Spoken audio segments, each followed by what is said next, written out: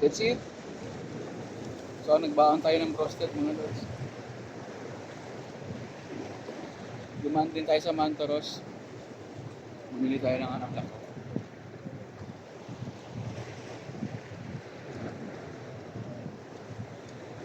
Ayun.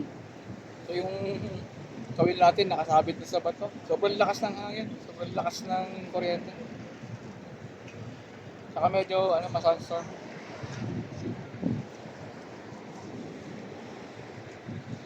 Nasa bagong corniche nga pala tayo.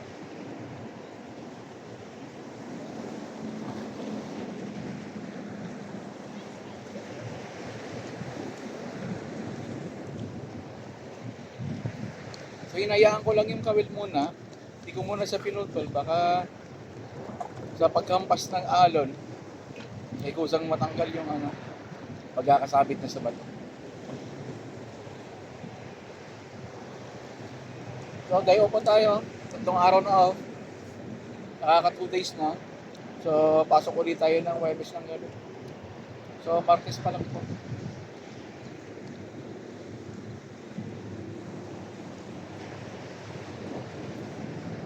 Dito lang, chill. Palipas sa oras, din lang naman tayo sa may bandang Seiko lang.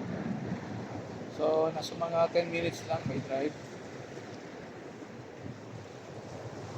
Less than 10 kilometers.